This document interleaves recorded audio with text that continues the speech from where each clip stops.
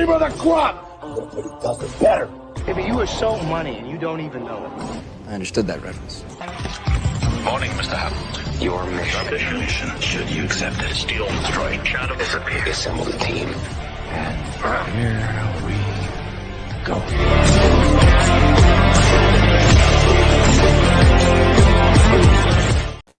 Greetings and salutations. Welcome to FreeWheeling Fridays. Yeah.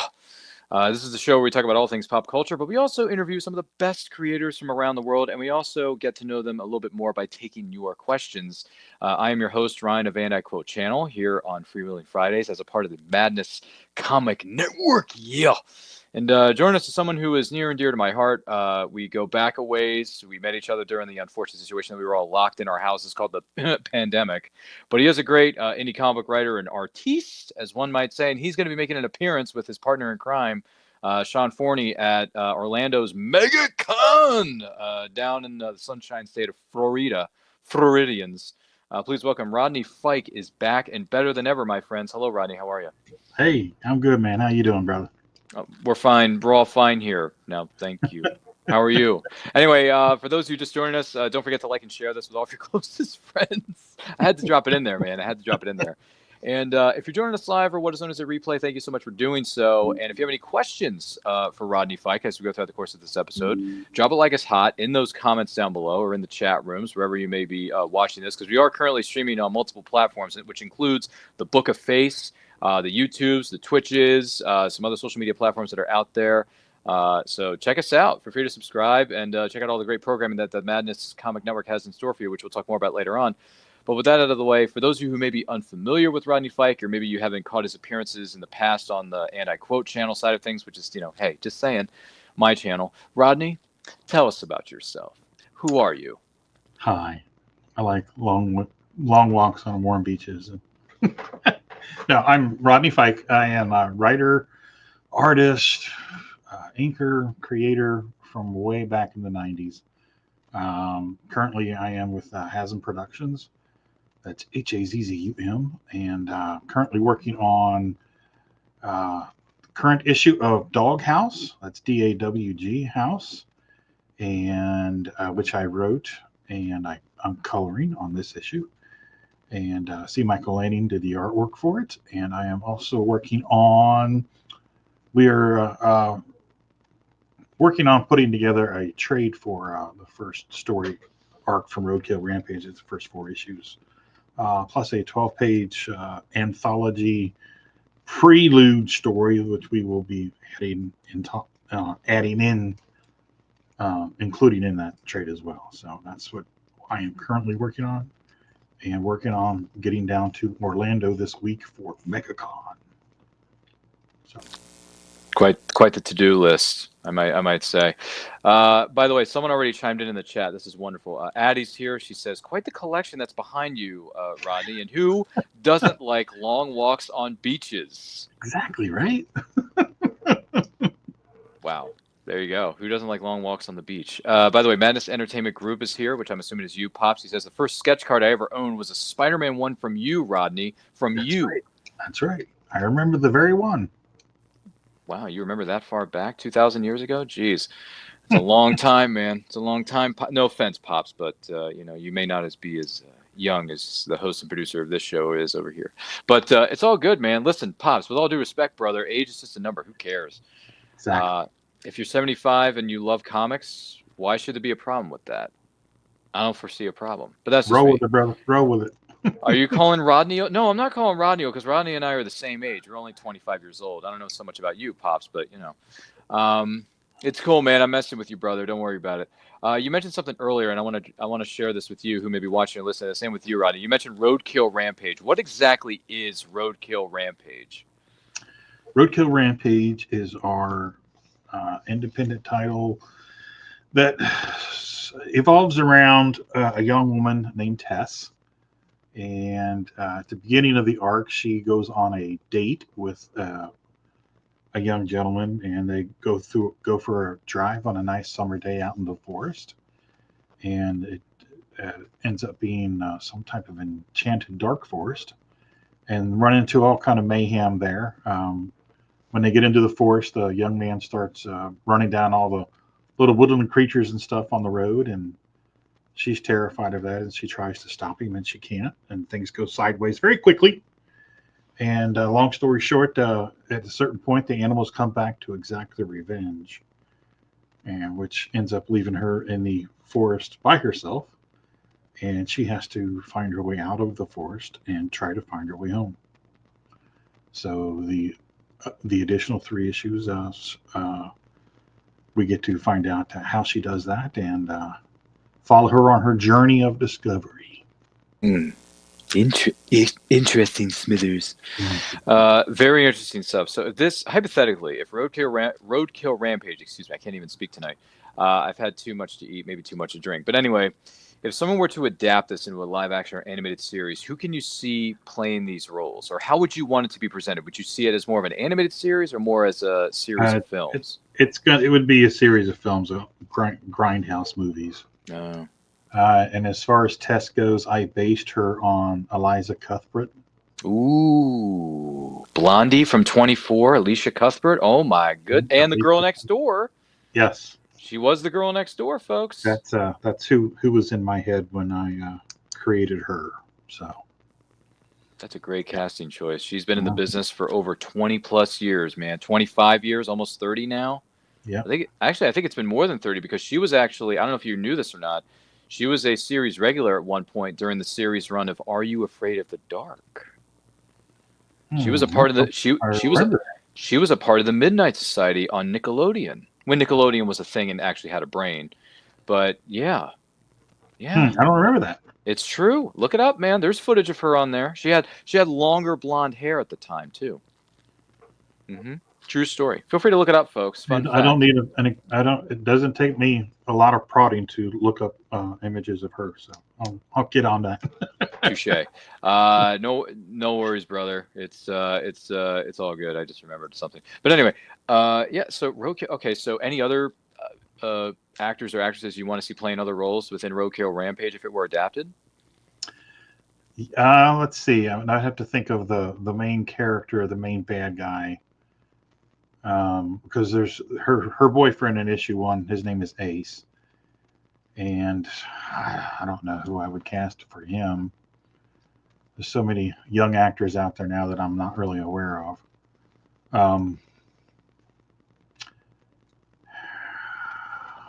Probably for the big bad guy, his name is Aaron.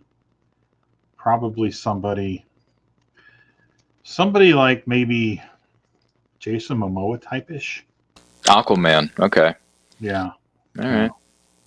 Somebody, long dark hair and a big scraggly beard. Yeah. Okay. Biker type kind of guy. Sure. I can see it. Yeah. Let's see here. Yeah. Did you hear the good news that Momoa apparently is going to be playing not just Aquaman in one iteration of DC, but he's going to be playing Lobo now? I have heard that. Yes. That makes me very happy. For sure. By the way, Addie chimes in. She says, "What was it? 8 seasons or so of the original 24? That was a great show back in the day." No, it was 9 seasons because 24 Live Another Day, even though it was a mini series and it was 12 episodes, it technically does count as season 9 because it moves the story forward. It's not a prequel or anything.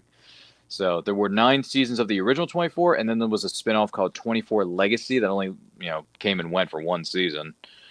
Because Kiefer wasn't involved. Some of the same people were involved with the original 24 that were involved with 24 Legacy, but it just wasn't the same.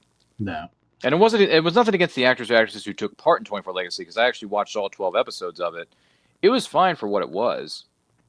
I don't know. Jimmy Smits was in it, and I like him. And some other people. I'm just saying.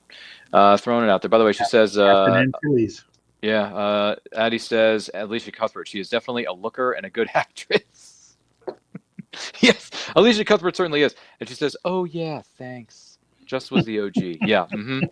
Yeah, 9 seasons of the OG, and then there was 1 season of a spinoff series called 24 Legacy. That's what I'm saying. Woody is here. Woody says, hi, folks. Hi, Woody. What's up, Woody? How we doing? How you doing, man? Hope everything's well in your neck of the woods there, Woody. Say hi to Buzz Lightyear for me when you get a chance. Sorry. Had to throw that in there. Yeah, low-hanging fruit. It's okay. He opens himself up for it all the time. He shows up into the chat room. So just throwing that out there. Way to go, Woody. You know, Woody has something like that. His is a pull string, only it sounds like a car ran over it. Sorry, that's a line from the original movie. Fun fact: Toy Story, the original, turns 30 this year. Rodney, Wow. you believe it's been 30 years? You believe that? Yeah, I have. I can believe it because all things cool were 30 years ago. That's right. All things cool and all things considered were great 30 years ago. Not so much now. Addie says to infinity and beyond, as Buzz Lightyear might say. And then Woody says, "There's a snake in my boots." Yeah, that's right. That's right. Woody always dropped that one. Addie says, "What? 30? Yes, 30. 30. 30 years old. This year, in the summertime, which I believe is in June or July of this year, will be the 30th anniversary watch-along that you will be seeing on In Quote's YouTube channel for Toy Story, the original masterpiece of a film that was presented by Pixar Studios at the time. You believe that? It's insane. It's hard to believe it was 30 years ago. Yeah, hey, look how cool things were in 30 years ago. Handheld video games, Game Gear, Sega Genesis. You had Pogs. Remember Pogs? You had Pogs. Yeah. You had CDs. You had Sam Goody. You had Suncoast Video. You had Blockbuster, right? You had Hollywood Video. And it's, Rodney, we had it all, man. Yes, we did. We had it all. Just out of curiosity, what was your favorite thing of the 90s? What was one of your favorite things about the 90s? Was it the fashion? Was it the music? Was it the movies? Was it the clothing? What was it? I tell you exactly what it was. We'll get a little serious here. It was, we were all young, and it was me and all my guy friends living in a house, coloring comic books, creating our own comic books. And we had our futures ahead of us, and our futures were bright, and everything was new. Pulp Fiction came out. The Kevin Smith movies were current and hot. The Image rage in comics was all the rage. The X-Men were white hot fire. It was my youth, my young adult youth, and I very fond memories from back then. The music was great. Went to a lot of concerts, dove off a lot of stages, jumped in a lot of mosh pits, which is why I'm walking around aching and carrying on now. But yeah, it was a great time. Great time to be young and in the creative industry. Yeah, it sure was. There's no doubt about it. Yeah. You know what else is? There was the internet was just kind of in its infancy. So you actually had tangible friends. Mm-hmm. You hung out together, and you did things together, and you were always together. There was always a group of 5 or 7 of us. Mm-hmm. And nowadays everybody's, internet friends, which is great, but it's not the same thing. Mm-hmm. That's what was I going to say earlier? That's very true. Very true. But yeah, no, I mean, diving into this a little bit, because I love the 90s. Who doesn't? Let's see here. Addie says, Blockbuster on a Friday night.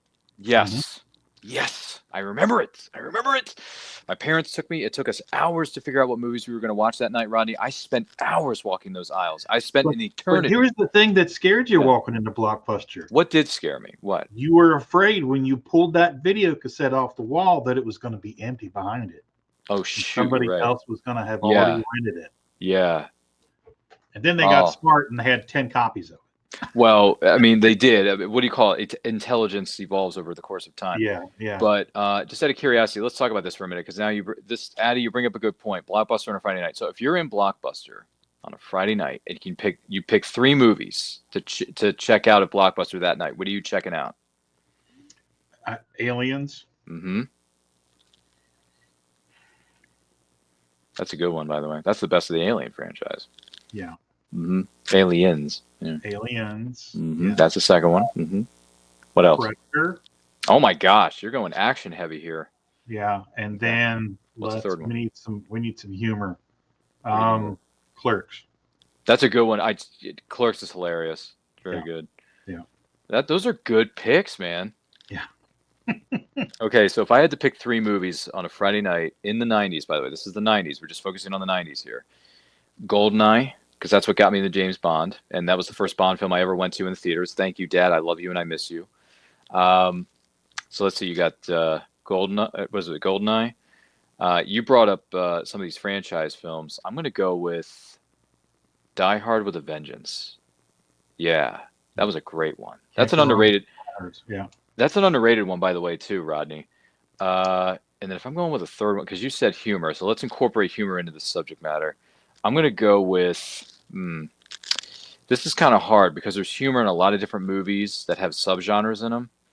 But probably for argument's sake, just because I grew up on this man's films a lot during the 90s, respectively, I think I'm going to go with The Mask because I'm a big Jim Carrey fan. So I think I'm going to go with either The Mask.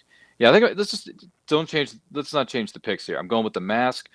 What was it? Goldeneye and Die Hard with a Vengeance because I like action movies, and who the frack doesn't? So exactly, and rule, you have to save the comedy for last because you now are five almost 6 hours in, and you probably had a couple of adult beverages. It's true. So the jokes are going to land a lot funnier 3 movies in. Oh well. So you gotta go there. Rodney's got a good point. See, this is why we bring Rodney onto these shows because you're paying the big bucks. By the way, Addie chimes in. She says, "Well said, Rodney. The '90s. It was a different time. It was quality time, and it was. It was." She says, "Yep." And by the way, Woody says, "Tangible." That's a good word. I'm going to start using that. Okay, well, good on you, Woody. Keep doing it, man.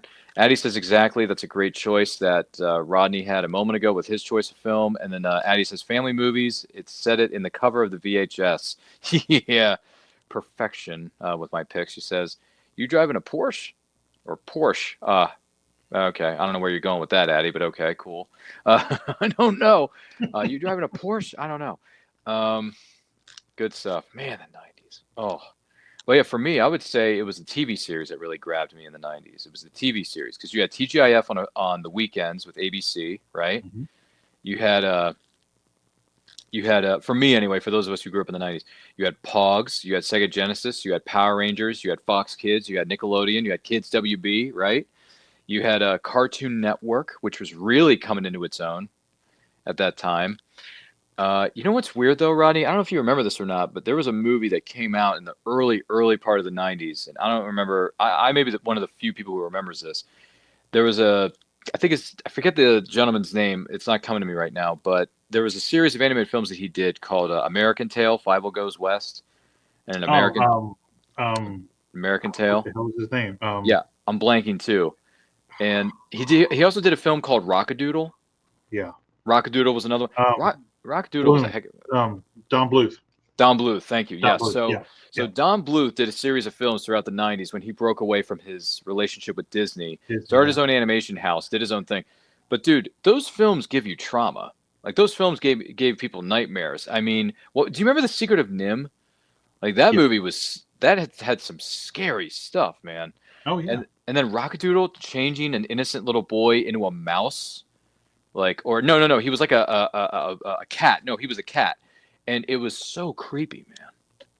Yeah. So creepy. But they were good films. But the thing that stood out for me, and what was it? We were talking about this earlier with Rockadoodle is Chanticleer. You know, the singing, bird, cockadoo. You know what I mean? Like that's what always got me, man. Do you remember that? I don't really remember Rockadoodle so much as the American. Okay. The American Tail, Fievel Goes West. Yeah. That's okay. That's fine. That was early 80s. Some of it was. Yeah, a lot of it was. You're right. Yeah, I'm sorry. American Tail came out in, 86? No, you're right. I'm sorry. I'm cheating here a little bit. But still, I saw these things in the 90s. So technically. Sorry, I'm a little bit cheating here on the 90s question. That's fair. Because some things, bled into the 90s. It's your show. You can jump in if you wish. True, but I'm just, I want to be fair to you and the people watching at home. I'm just trying to be fair. But no, I was watching some of those things. It just creeped the living heck out of me. Fun fact for you, speaking of the 90s, to keep it on the 90s subject for just a minute. We just did a show this week, and we celebrated 35 years of the film known as Dick Tracy with Warren Beatty. Mm-hmm. Yeah. Turned 35. You believe that? Came out in 1990, my friend. I kid you not. By the way, Addy was referring to a line that Jim Carrey says to Cameron Diaz earlier, where he says, "You're driving in a Porsche." All right, thank you, Addy. Now I got it. I got the line, and I know what scene you're talking about too. It's right outside of the club, the Coco Bongo. Remember that? Yeah, I remember that too. But yeah, no, man. Gosh, I remember renting video games out at Blockbuster. We rented PS1, PS2 games at the time. What was your favorite? What were your favorite video games in the 90s? Anything stand out? Not really, because That wasn't your thing. I wasn't. No, I was too busy producing comics. I didn't have time to play video games. That's fair. All the guys in the house that were in the Mhm, studio, mhm, they were mhm. downstairs playing Madden Oh gosh, on the big, the 90s. What was it, 98? Tube TV. Yeah, floor unit television. Yeah, For you. Thank you. yeah. Okay, Madden this, Madden that. They came out. How many editions of Madden have come out in the last 40 years? Like 50 million of those things? Now there's one every year now. Phew. Crazy. Addie says her favorite video game was Super Mario World for the SNES system, which is Super Nintendo for those of you wondering at home. That's a good one. Yeah. Yeah. Looking back, I wish I would have played more video games, because Yeah. I was a video arcade kid in the 80s. I mean, Okay. What did you play? I have a little miniature Miss Pac-Man machine right here. Oh, do you? Yes. Oh, jeez. Let's see if I can. Yeah, where is it? Oh Yeah, my right there. gosh. Yeah. Look at that. It's real. Yeah, my mother-in-law got it for me for Christmas a couple of years ago. Completely surprised me. That's Never beautiful. even saw it coming, and I play it every day. I'll roll over and play 3 or 4 games just to blow off some steam and decompress, and I love it. But Wow. my go-to games at the arcade were Miss Pac-Man, more than Pac-Man, Centipede, Tempest, and Star Wars X-Wing Fighter. Ooh. X-Wing Fighter. Interesting. The sit-down pod where you can. Oh, yeah. Yeah. Kind of like similar to the one that John Connor was playing in Terminator 2 Judgment Day when he and his friend were in the arcade. Do you remember that? Exactly. He was doing this, moving the chair around. It was going, which reminds me, how many times did you see Terminator 2 in the theater? Probably dozens of times. Yeah, at least. It was dozens, wasn't it? At least, Okay. yeah, 10, 12 times. All right. That's cool. It's a good movie. It's one of the best of all time. There's no question. Oh, yeah, because back then we would just go. Mhm. We would go to the movies 2-3 times a week because you could afford to. Yeah, tickets are like $30 these days, which is ridiculous. Yeah, I mean, for a $10 bill, you could go to the movies and get popcorn and a soda. I know. Where are those days? Seriously, bring them back, Hollywood. Bring them back. Bring them back. Just saying. Goodness gracious. Let's see here. Addie says Donkey Kong and the bug game within the paint game for SNES was something else that she enjoyed playing when she was younger. There you go. And then she was referring to what your mother-in-law got. What a kind and thoughtful gift that Rodney got. Thanks for sharing that with us. That is pretty cool, by the way. Bill Sarton is here. He says, I had a Pac-Man fever back in 1978. Yeah. Really? No kidding. I didn't know Pac-Man goes that far back to the 70s. I didn't know what that. Yeah, because Space Invaders was it 1980? Was it 80 or 82? I can't remember. I remember standing in a 7-Eleven playing. Oof. Here's a visual for you. Yeah, go ahead. In front of me, the Space Invaders game. On the right side of me, a spinner rack of comic books. That sounds like paradise right there. Can we go? That was the corner 7-Eleven store. That was the corner. Said, yeah, let's keep that in mind, folks. It was beautiful back then. It sure was. It sure was, Clark. It's a beaut, Clark. It's a beaut. Sorry, that's a Christmas movie, which we've already surpassed Christmas. By the way, Madness Entertainment Group says Missile Command in the original Star Wars game where you shot down the actual Death Star. Yep, that's X-Wing Fighter. Thank you. Yes. I was wondering where you were going with that, Pops. But and then he says, but I preferred pinball machines back then. I don't have a problem with pinball machines. Yeah, I love me some pinball. The local comic shop that I go to here, he has a back room that has 35 pinball machines in it. 35? 35. Are any of them Star Wars related? Yes. Oh, thank you. Because I want to play some Star Wars pinball when I get a chance. Okay, so let's go on a road trip together. Let's go. Fantastic. I don't mind pinball machines. If I actually had a space where I could actually physically own one, like Tom Hanks did in Big, I would like to own about 2 or 3 pinball machines. What about you? I would own a couple pinball machines. Yeah, definitely. Which one has to be the Kiss. Okay, so you want the Kiss one, and then you have 2 other pinball machines that you could put in your house. What other 2 pinball machines are you going to have in your collection? Now I got to put my thinking cap on. Oh, come on, man. Kiss and what else? You mentioned it. I don't know. I don't know. Godzilla, maybe? Gojira? No? No kaiju? James Bond, maybe? Or well, it's Star Wars. Star Wars one would be nice because there was a bunch of them back then, even now. Yeah. So we can put Kiss, Star Wars, and then what are you going to put next to Star Wars? Was there a Terminator pinball machine? There had to have been. Yeah. There had to have been, because if the movie's out, the movie theaters are busting at the seams with people watching the movies every week. Yeah. I mean, there was Terminator 2 for SNES that I played a lot when I was a kid, but oh, okay. Okay. Now, this is just because it's... What is it? The Playboy. Oh, jeez. The Playboy pinball machine. You know, it's a good thing we're off in the middle of the night where no one can hear this, because if someone heard that, they'd be like, hey, this is inappropriate content for my child. I'm just kidding. I'm kidding. Wow, there was an actual Playboy pinball machine. Okay. I am definitely not Googling that one. Because that's not my bag, baby. Anyway, let's see here. More people are chiming in with pinball machines, so let's see if I can bring these up here for just a moment here. So we mentioned Missile Command. Let me see. Woody says the computer graphics on the Liquid Metal Terminator was fabulous. Yes, I agree. Still holds up 35 years later, I'm not going to lie. Yep. Pop says, wow. Owen Wilson, wow. And then he says, I Googled it up. Space Invaders came out in the year of 1978, says Woody. Wow. 1978. All right, we'll have to write that one down. Thanks, Woody.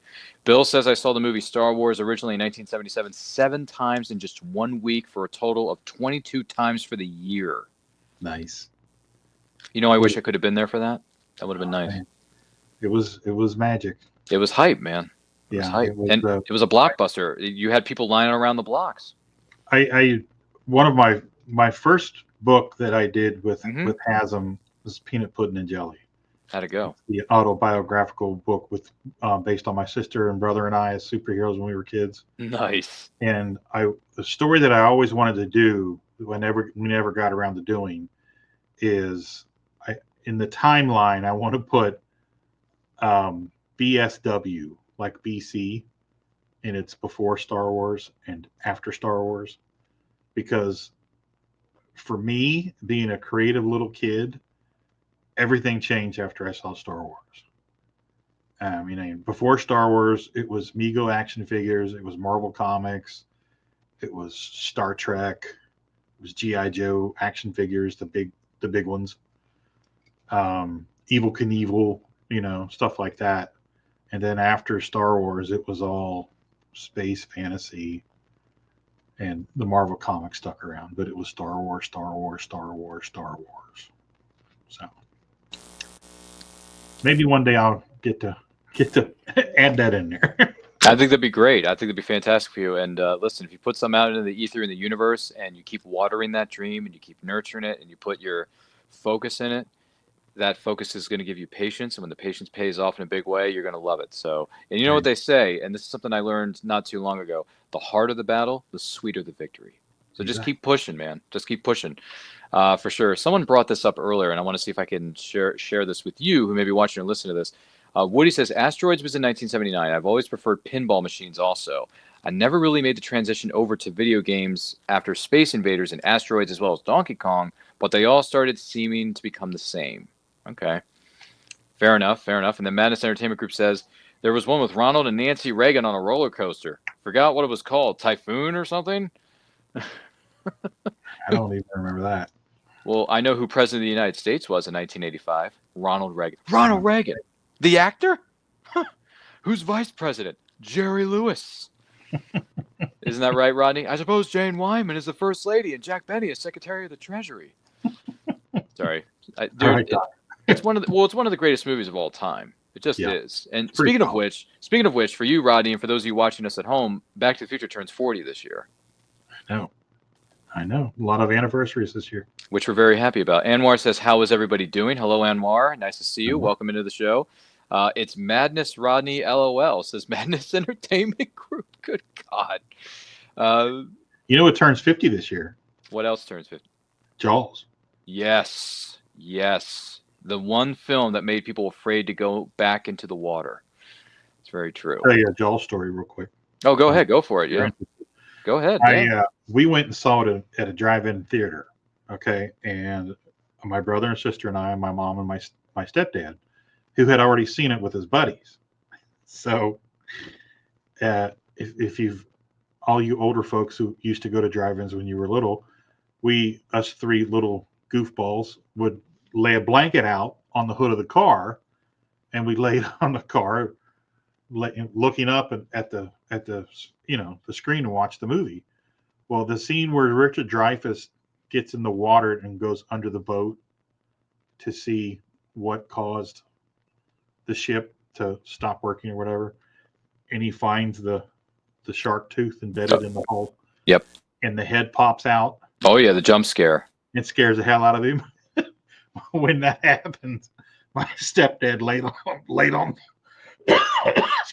laid on the horn, and you never in your life saw three kids hop up out of their skin and end up in the back seat of the car so quick in your life. And he laughed like a hyena for 10 minutes.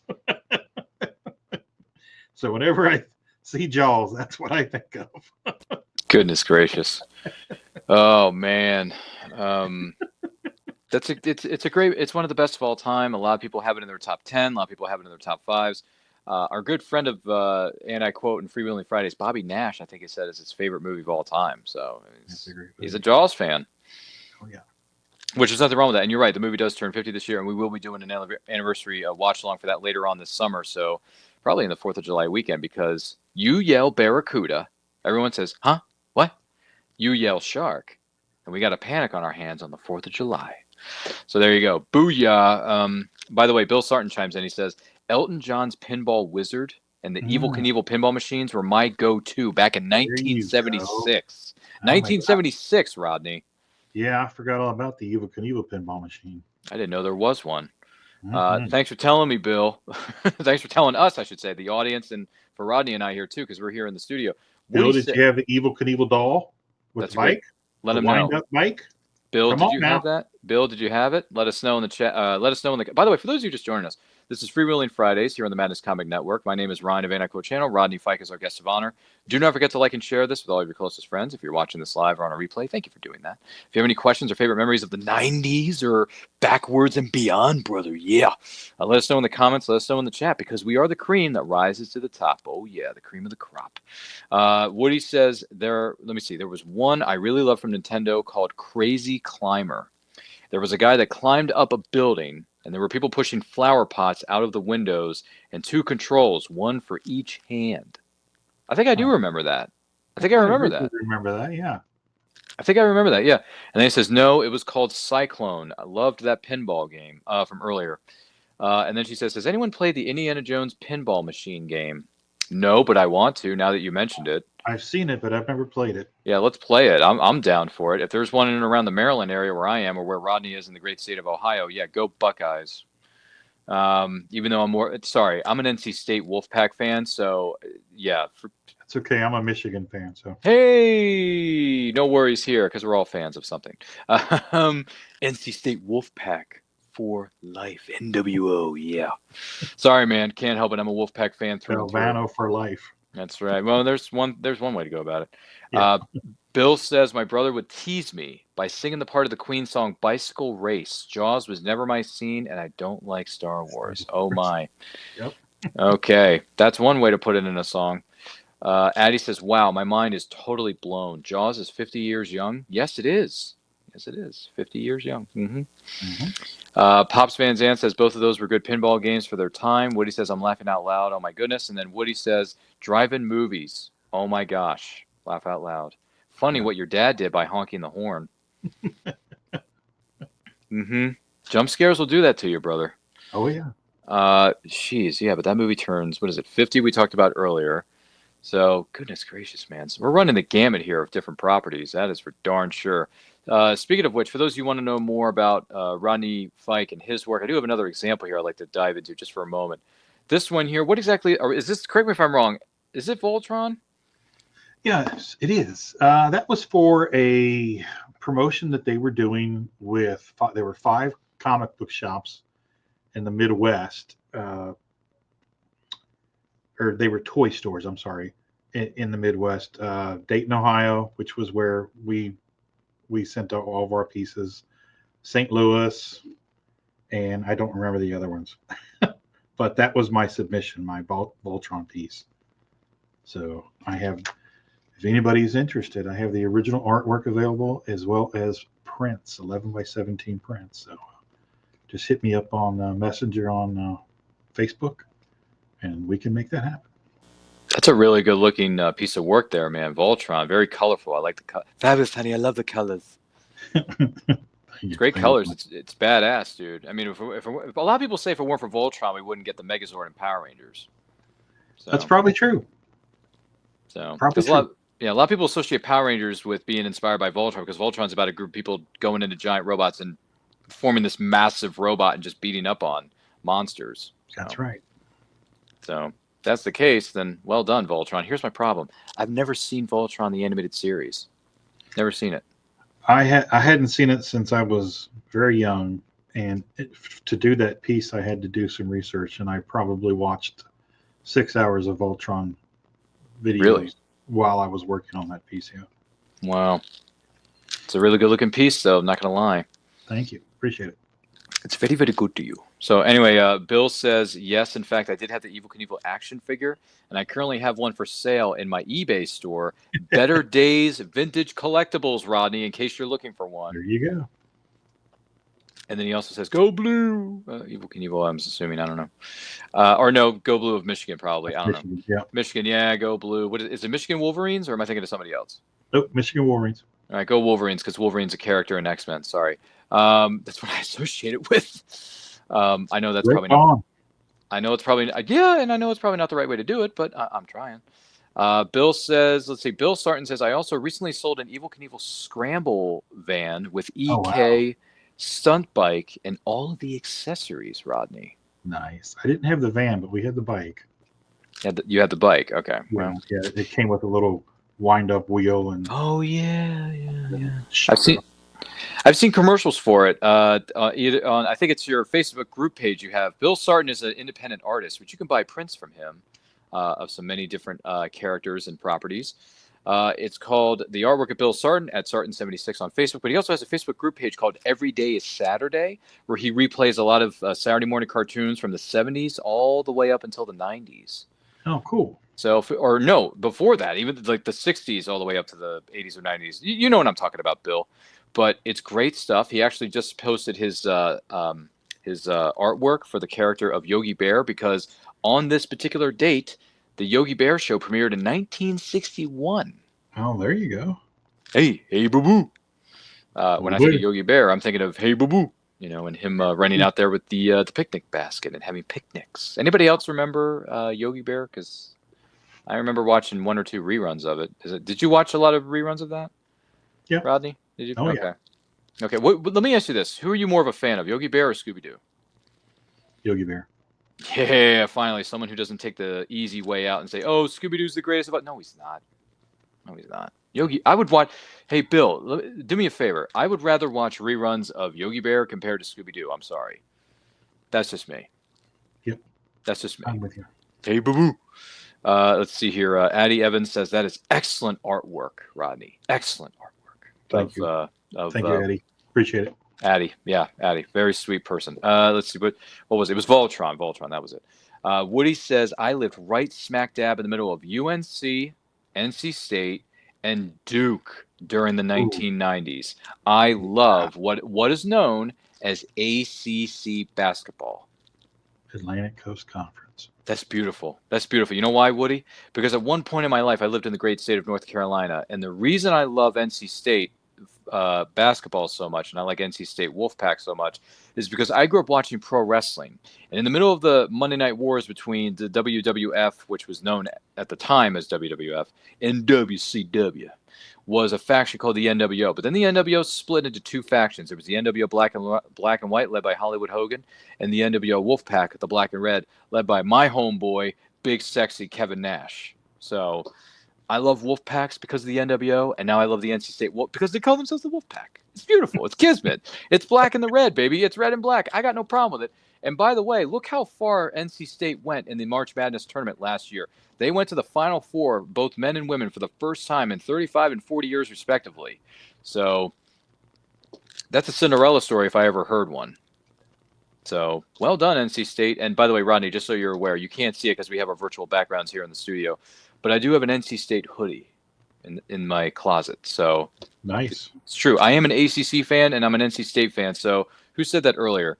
Woody, I'm with you, man. ACC basketball is some of the best basketball on the planet. There's no question. Addie says that's a big rivalry. Yeah, it is between. Well, I'll tell you what, UNC and Duke. That's a pretty good rivalry. Yeah, Two different shades of blue there, Rodney. That's right. 2 shades of blue. By the way, I'm always going with UNC. Forget Duke. All right, forget Duke. No Duke. No, it's always UNC against the other shade of blue, and then when it comes to North Carolina as a whole, it's NC State Wolfpack for me, brother. That's just me. And besides, North Carolina is the home of Michael Jordan and James Worthy. So That's right. now what? What you got? Which includes which is part of UNC. You know how I know who James Worthy is? Is because Ric Flair cut a promo when he was in Charlotte one night saying, "We are live in Chapel Hill, Maine, Jane. We are Michael Jordan, Lawrence Taylor, James Worthy, DJ Dworsky, live in the Dean Smith Dome. Whoa! I think we got him cranked up here tonight, folks. Mr. Basketball. Whoa. Hogan, you can't do that, brother. Whoa! Only me." Anyway, I'm sorry. I could go into full Ric Flair mode for you, Rodney, if you want me to. But anyway, Ric Flair knows his basketball. He knows his North Carolinians. He knows it all, man. That's awesome. I know. I can't believe I just quoted that in the middle of national television. You're welcome, America. Let's see. Woody just dropped a huge fun fact for us. He says, "Oh, yeah, I was born in 57, so I was watching all the Yogi Bear cartoons on the Huckleberry Hound show originally." Yeah. Huckleberry Hound? Huckleberry Hound was a thing? Get out of here. Jeez, that's ridiculous. By the way, Bill has a fun fact for you, Rodney. He says, "Every day is Saturday. My Facebook group page shows classic cartoons and commercials from the 30s all the way to the 80s, which includes Voltron, Defender of the Universe, Gundam Wing, and Battle of the Planets, and so much more." I got it written down, and I will be searching it and joining it and following it after the show. That is a Facebook group page that you must join. Every day is Saturday, which is on social media. So check it out. He's a good friend of ours. Bill, we love you, man. Woody says, "Dude, I saw a billion gazillion WCW house shows in Raleigh, Dorton Arena during that time." Oh my gosh, Woody. And then Woody says, "I was at Cactus Jack's original taping on WCW." Wow, that's big, man. Cactus Jack, Mankind, and Dude Love, which is Mick Foley's Three Faces of Foley. By the way, Woody says, "My friend turned to me one day and said, if that guy lives, he's going to be a big star," referring to Mick Foley / Cactus Jack. Oh yeah. Well, he is. I mean, correct me if I'm wrong. Isn't he in the WWE Hall of Fame at this point? He's got it.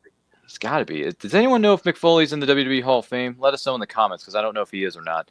But yeah, here's a great story for you, Rodney.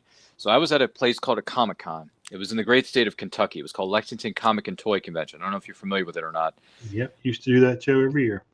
Giddy up, baby. So I went to that show one year, and guess who? I was getting off the elevator, and this person was walking past me, and he was on his way towards the elevator. So we're going in the, walking to opposite directions. You know who it was? It was Mick Foley. I don't know. He was on the same floor that I was staying on at the hotel that's connected to the convention center's venue arena. And I said, "Hey, Mick, how you doing, man? How you been?" It's like, "I'm doing good, man. About yourself?" It's like, "I'm doing good. I'm doing good. It's good to see you. I hope you enjoy yourself here at the show this weekend. I hope you have a good time." He's like, "Thanks, man." It's was like, yeah, I appreciate that. I got to get going though. It's like, yeah, sure, man, no problem. I talked to Mick Foley without having to pay money to get a signature or whatever it is. We were just talking for a brief period. I got one for you. I got All a right. mix. What do you got? What do you got? I did a Mankind piece because he was going to be at Tricon convention down in Huntington, West Virginia, and I did the piece, and somebody bought the piece, but I still had it, and he was there at the show, and I took the piece over to have him sign it, and he took out a big blue Sharpie and was going to sign right across his face. And I said, whoa, what are you doing? He's like, what? I said, don't sign on his face. Sign over here in the corner because the person that bought this artwork wants to frame it, and he doesn't want the signature right across your face. He was like, oh, you're right. Okay, that makes sense. And he signed it, and he's like, did you draw this? And I said, yes, I did. And he's like, wow, man, that's one of the better ones I've seen. I was like, well, thank you. So, yeah. And I gave him a print. Wow. That's awesome, man. That's really cool stuff. Yeah, I mean, that's the beauty of going to these shows is when you run into people when they're outside of the convention and they're outside of their tables, they're not, being bearing down by all the noise, and they're just walking and they're hanging out. They're just being themselves, And I saw Mick that weekend. I saw a lot of the Power Ranger actors were there that weekend, which was great because I grew up watching that series as a kid in the 90s. So I shared an elevator with like 6 actors, or something, and their entourage too. Blake Foster had an entourage at that time, and Karen Ashley, Steve Cardenas, I think Johnny Young Bosch was in the building. I was like, geez, man, like I'm in an elevator with like some of the biggest stars of my childhood, Oh yeah, it's good. And, I get there early because I'm a vendor, and I have had a lot of interactions with folks before the show starts. Mm-hmm. So yeah, when they're coming and getting the layout of the land, and their handlers are showing them where they're going to be and where everything is, and blah blah blah blah blah. And, they're just walking down the aisle, and they're fans too. They stop and look at your stuff, and I've had conversations with John Barenthal and Punisher. Wow. Oh yeah, Val Kilmer, just all kinds of people. I'm Batman. Yeah. Jake the Snake, Iron Sheik, was always the Iron Sheik, was always in character. Mm-hmm. And I'm talking over 35 years of going to shows and going to parties and going to after parties and this and that and the other. He was never out of character, ever. Wow. Takes a lot of practice, doesn't it? Geez. That's what was I about to say here? Yes. Thank you for the comment in the chat. I will get to that momentarily. Let's see here. Woody says the Greensboro Coliseum, where I used to live, was just an hour up the road. Yeah, dude, so much wrestling history in the Greensboro Coliseum. There is no question. Sting had his retirement match in Greensboro Coliseum. Remember Sting, the Stinger, the man with the face paint? Wow. Ric Flair's biggest rival. Some of the best wrestling matches were between Ric Flair and the Stinger, so got to give credit where credit's due, brother. I met Sting, great guy, wonderful. He was in his red and black trench coat. We did the Wolfpack sign in our photo op, which was great. Yeah, I had him sign my Sting Back in Black WCW Superstar Series VHS tape, Rodney. VHS tape. That's right. That's old school right there. He appreciated that too. Cool. Yeah, he appreciated that. By the way, Bill says, I am so disgusted with what we're getting for a Super Bowl this year. Are you an Eagles fan by any chance, Ryan? Well, here's the thing, Bill. I like Philadelphia because it's always sunny in Philadelphia. And I've been to a lot of conventions in Philadelphia, a lot of comic book conventions in Philadelphia. It's a great city for Comic-Con. There's a lot of great crowds there, some great celebrity guests that I've met over the course of time. But I'm an Eagles fan? No. I don't. Why? Here's the reason why, Bill. I don't care about foosball. I don't care about football, okay? Don't care about football. I'm a basketball fan, okay? You want to talk basketball? College basketball is where it's at. That's where it's at.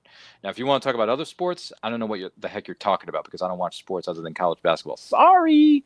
So, yeah, no, I'm not an Eagles fan. Don't worry about it. But I do like Philly because I do like going to the conventions there every year. So I guess there's that. I'm rooting for Philly to beat Kansas City. Yeah, I'll give them that. I'd be nice to not hear another song written by Taylor Swift about Kansas City.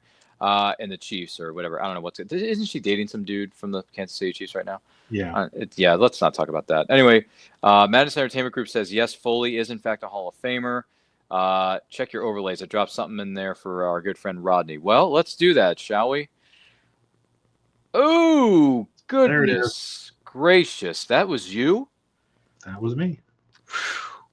You sure that's not out of your Spider-Man comic that you wrote for a couple years ago? Look at that, man. That is badass. It's about 6-7 years old. Gosh, looks like it just came out of it came fresh out of a sketch card somewhere. But it's fantastic. It looks great, Rodney. Well done, man. Thank you. That is great. So look at that. That is some fine artwork if I've ever seen it. Goodness gracious, you're on fire today.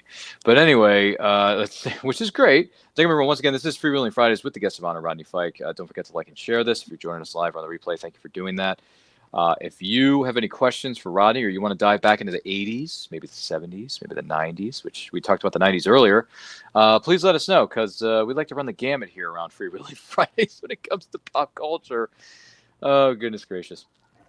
Let's see. Woody says, well, that debut night, he hurled himself backwards from the ring post onto the concrete floor at one point, Cactus Jack. Wow. Getting back to talk about Mick Foley. Addie says, laugh out loud. Addie says, that's awesome. When it comes to that picture of Spider-Man, talent. Great, pure talent. Rodney. That's what Addie is saying about you. Thank you, Addie. Giving you some mad props. Mad props. Pop says, that has been in that frame since the day it got here. Nice. That's a hot ticket, man. Bill Sarton says, great artwork, Rodney Fyke. Thank you, Bill. Thank you. Appreciate it. See, you're getting all kind. You're getting your flowers tonight, Rodney. You're getting your flowers. You're getting lots and lots of flowers tonight, Rodney. And yes, and rightfully so. Good gosh. Correct me if I'm wrong. Wasn't there a Voltron adaptation supposed to come out, like animation or live action at some point that one of the major Hollywood stars had access to or was going to be a part? Wasn't Henry Cavill or Dwayne Johnson going to do something? It was Henry Cavill. Is he still doing it or is it kind of limbo? I don't know. Now the word is that he's going to be playing Wolverine in the new Hawk movie. Hawk versus Wolverine. Really? Mm-hmm. And he's playing who? What's the character's name? Playing Wolverine. Oh boy. Well, Screen Rant. I saw it 2 days ago. Okay. Well, if Cavill's going to be, you said Cavill? If he's going to be playing the new Wolverine, hey, fine by me. I mean, he could play anything. Yeah. Take my money. Take all my money. I mean, if he's the new Wolverine, hypothetically. Let's see here. I just showed up in a stream and won a Spider-Man sketch card. It was awesome. That's how that happened? No kidding. Mm-hmm. Yep. That's pretty insane. Well, let me ask you this: what's your favorite what's your favorite character or series of characters you like to sketch the most? What do you think? There are particular characters that I like to draw. Nightcrawler, Colossus.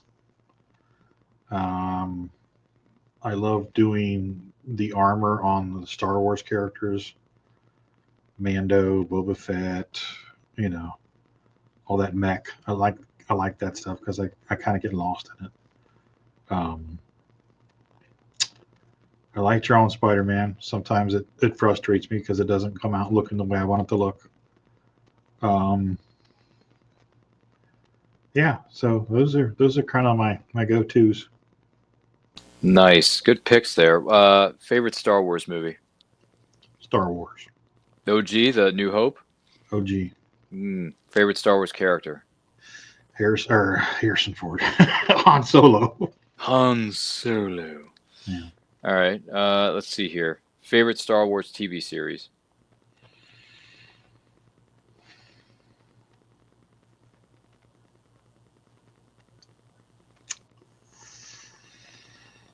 It's a toss-up between Andor and The Mandalorian. Oh, okay. This is the way. This is the way. Okay. Gotcha. You excited about Andor season 2? I am. Excited about that Mando movie we're going to be getting on the big screen here in the next year or two? Yeah, definitely. Yeah, because I think it's like they're putting all the shows together into one giant like Infinity War type movie, like which I think is kind of cool that Jon Favreau and what's his name, Dave Filoni are doing that. Yeah, I am here for it. Mm-hmm. So basically, what you're saying is take all my money. For that, yeah. There's been some stuff that I haven't been crazy about, but those are the ones that I've enjoyed. Rogue One, I love Rogue One. Yes. Love that movie. My favorite Star Wars movie since the original trilogy. Yeah, but yeah. Good pick. Madness Entertainment Group says Bad Batch is their favorite of the bunch, which is an animated series. Okay, cool. Yep. I can dig it. Fair enough. No worries there. Addie has a very high-quality question. She says, what is your favorite movie franchise? Is it indeed Star Wars, or is it something else? It's probably Star Wars, yeah. Okay. Yeah. Fair enough. Just never tell me the odds. Never tell me. Here's another one for you. Empire Strikes Back turns 45. That's right. This year, folks. This year. And here's a double feature we're going to be playing for you. On the Internet Quote channel, we're going to be doing an anniversary watch along for the 45th anniversary of The Empire Strikes Back, and then we're going to be doing another one for the 10-year anniversary of The Force Awakens. So get ready. It's coming, folks. It's going to be a lot of fun. And I'm sure Rodney will either tune in or maybe he'll have a seat at the table, and he'll enjoy it. So, you can chime in on your favorite things about Empire or maybe Force Awakens. I don't know. We'll see what happens. But anyway, Bill says, I'm not sure about a live-action Voltron film, though, but Google is bombarding me with articles about a live-action Robotech movie and a new animated series. I'm not holding my breath for an animated series, especially after Harmony Gold screwed everyone over years ago. I wasn't aware of this, Bill. Heck, I didn't even know what Harmony Gold was. So, okay. I guess it's not happening. That's unfortunate. But yeah, Star Wars is a good pick, man. Well, here's another one for you. What's your favorite line or scene from Star Wars? There are two. One from Star Wars and one from The Empire Strikes Back. One from Star Wars is you've taken your first step into a larger world. Yes, very good. Because that applies to everything. Everything. Yeah. And the other one from The Empire Strikes Back is luminous beings are we, not this crude matter. Oh, that's Yoda. Okay. Yeah. These beings are not this crude matter. Yeah. Yeah. And I think that is probably more prophetic than the most prophetic line in the Star Wars franchise ever. Because that is the crux of everything. We are all luminous. Oh, I see. Its energy surrounds us. Exactly. And binds us. We are not this. We are this.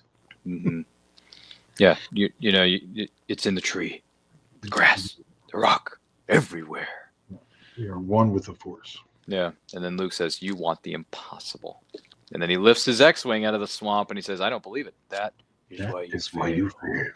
That's so many good lines, man. Look at me. Judge me by my size. Nice, do you? Yeah. That's why you should not. It's For the Force, my ally. And a powerful ally it is. You want to keep going? Because we can quote this movie all night. But anyway, one of my favorite scenes in Star Wars there for you, Rodney, just to go back to Empire for just a minute, is why you stuck up, half-witted, scruffy-looking nerve herder. Who's scruffy looking? Well, and then when he says, what is it? Before that, he's like, but you didn't laugh it up. But I don't know where you get your delusions, laser brain. Laugh it up, fuzzball. But you didn't see us alone in the South Passage. She expressed her true feelings for me. Sorry. Scruffy looking nerd. And then it's oh gosh, it's so good. By the way, we have a situation here with Bill. Bill says Harmony Gold was originally the animation company that put out the American iteration of Robotech. You can Google about HG canceling the series. Okay, all right. So it's on our Google machines. Okay. Well, if we want to know more about what is it called, Robotech, we can go back to that later. Addie is laughing hysterically at what we just did for the last 2.5 minutes of our lives that we're never going to get back. And she also says, I just fell off my own couch. Laugh out loud emojis. We have that effect on people. I guess so. I don't know. But I think exchanges between Carrie Fisher and Harrison Ford were funny. Oh, yeah. They were great. I mean, especially in Empire where they're starting to fall lovey-dovey, but Princess Leia doesn't want to admit it. You know? I mean, it's, you know. Remember when C-3PO jumps in while they're about to, get lovey-dovey on themselves? And he says, I found the reverse power coupling. Thank you Thank you very much. Oh, you're perfectly welcome, sir. Oh, Oh, God. yeah. Oh, man. I might have to do a Star Wars marathon tomorrow now. You going to do it? Probably. I'll do Star Wars and Empire. You have, I mean, not that it really matters what format you watch it, but do you have Disney Plus? No. No, so you're watching it on DVD or Blu-ray. Okay. Yeah, it'll probably be DVD. Kicking it old school. Okay. Yeah. Nothing wrong with that. I don't have a problem with that. Whatever I have works. old DVDs and Blu-rays. All right. So you're one of those proponents of having physical media while the internet is still going. Yes. Gotcha. Yeah, because you never know. One day, it's not going to work. You're Skynet. going to have hard copies, and you'll be fine. Yep, Skynet's going to take over. But then you have the hard copies. Dude, I've got all of my CDs still. I never threw them away. You know why? Never threw them away? Because I threw away all my cassettes. Really? And I regret it to this day. And when all of my friends were uploading their CDs to their hard drives and taking all their CDs to half-price books and getting pennies on the dollar for them, I kept mine, and I'm looking at them right now. I have rows and rows and rows of all of my CDs, and I love them. And here's the other thing. I'm gonna get on my sure, go ahead. Unit clouds. When I pull up an album or something on Spotify or YouTube or whatever it is, and it's not the album that I've listened to for the last 35 years because it's a newer, digitized, cleaned up version, it aggravates the crap out of me because I'm used to listening to the album and the CD and it sounding a certain way. Perfect example is Journey's Double Live album, Captured, which I've got the album. It's a Double Live album. I had the Double Live cassette and I have the Double Live CD. And it goes into certain songs, and then Steve Perry is talking to the crowd, and I know that entire album verbatim. Well, it's hard to find that on YouTube or Spotify without being interrupted by commercials or wherever else. So when I stick in the DVDs or the CDs, it's not interrupted. It's not a remastered version. It's what I grew up listening to, and I love it. That's why I've kept all of them. Wow. That's good. Why dude, I've still got my Star Wars trilogy video cassettes before Lucas took it away. Extra stuff. Yeah. I still have the digitally remastered THX original cuts of all three movies that's over there. I'm looking at it right now. Yeah. I've got that, and I've got the original trilogy on VHS, the unedited versions. Same here. Yeah. Yep. Yeah, it's good to have that stuff for sure. I also have the Star Wars Trilogy Special Edition on VHS when those came out in 1997, respectively. So, fond memories of going to the theater because my father, who's no longer with us, love you, Dad, love you, miss you. He took us to the theater when they re-released all three movies for the 97 special editions, and those were some of the best times of my life, man. So, Oh, yeah. You got to have those on VHS. I actually have them on VHS in full screen and the widescreen versions that I got on a Whatnot auction for $1. It was the whole trilogy for $1. That's the best part. You got them for $1. I buy that for $1. Yep. There's a RoboCop reference for you. Dead or alive, you are coming with me. Which is one of the best badass lines you're ever going to hear in a freaking movie. Honestly, RoboCop, man. Man, it's badass. That's a movie that I haven't seen in so long that I need to see it again because I was going to say you may need to sit down and revisit it. Yeah. And then maybe you'll draw it live and make it a sketch cover or something. Who knows? Could happen. You could draw it. I believe you can draw it. I mean, if you can make Spider-Man look that ridiculously good looking, then you could do the same thing for RoboCop of 1987. You're probably right. Which RoboCop's a badass character. So why not? Because RoboCop's a badass. You like badass characters like anyone else. So it's like, just draw it. By the way, Bill says it's Billy's bedtime. Thanks for the love and entertainment tonight via Con Dios, amigos. Bill, thank you for joining us. Hope you are well. Have a great night's sleep. Be safe. Check out your page. Please do. Check out the page. Be safe. Be strong. If you're able to find it, that's great. Rodney, I'll send you some links here in the DMs. Either after we get off this show, even though I'm going to be dead tired, or I'll do it tomorrow when I'm more awake. That'll work. And Addie says, yes, go with God. Yes, it's very true. That's what via con Dios means, for those of you who are wondering what the Spanish translation of the English translation of that Spanish phrase is. Because I've heard it before. The first time I ever heard it, though, was in the film The Punisher with Thomas Jane. I like that movie. I don't mind them, but a lot of people don't really like it that much because there have been other iterations of The Punisher that they believe are far superior. But I'm like, look, the only version of The Punisher we had up to that point was Dolph Lundgren, but I never saw it, nor do I count it. But anyway, Thomas Jane came in 2004, and John Travolta as the villain? Man, he was sick. Very underrated movie. I really enjoyed that movie. By the way, did you see the short that he did with Ron Perlman? No. What did he do? Seen it? No. What did he do? What is it? It's a fan made short. It's like 10 minutes long. And Ron Perlman's in it? Yeah, he's like a Vietnam vet or something, or store. He's a bum or something from a corner store or something. You got to check it out before you go to bed tonight. Just Google it, watch it. Anyone else? What do you know the title of the movie or the live or the fan film or whatever? Okay. If anyone knows this, let me know in the comments, or Rodney, if you find it later, send it to me in the DMs, or I can DM it myself later. But anyway, fair point.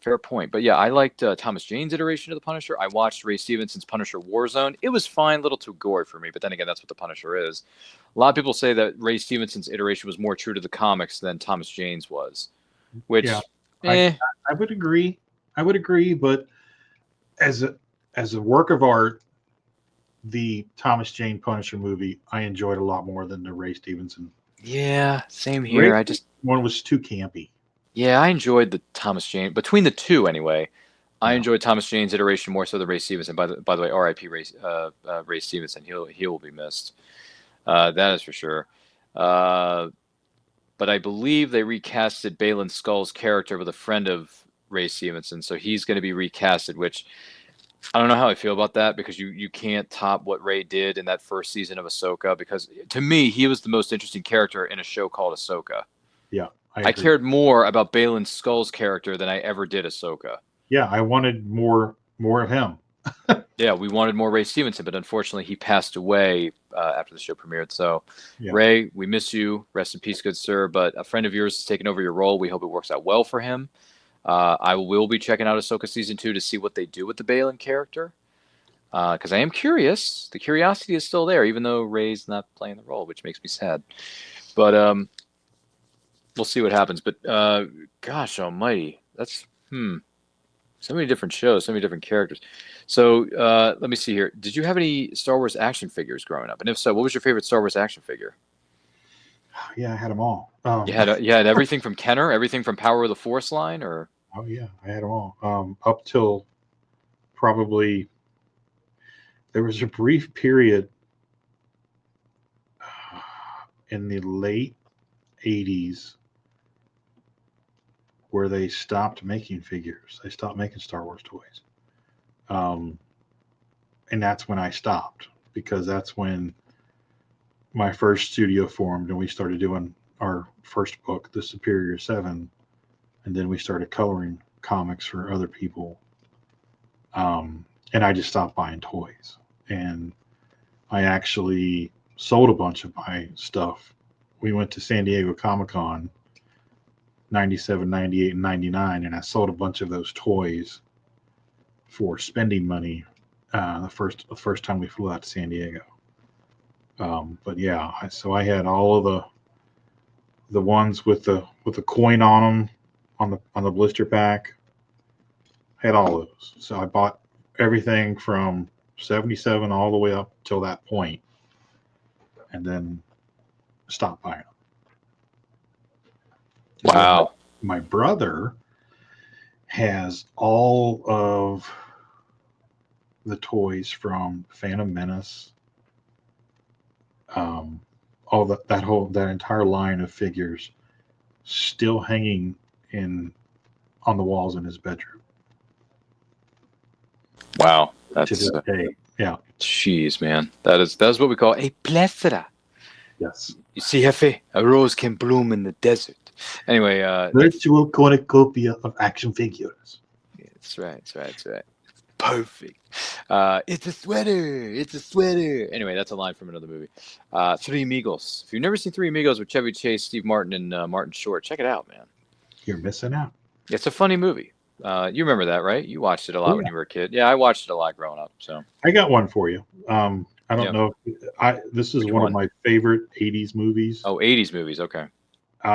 Very underrated, but it is, in my opinion, one of Robert De Niro's best movies, and it's a comedic role. Is Midnight Run.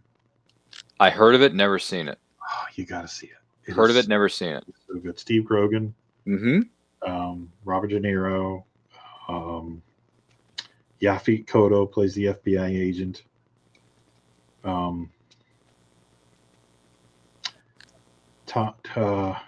Thomas Francesca, yeah.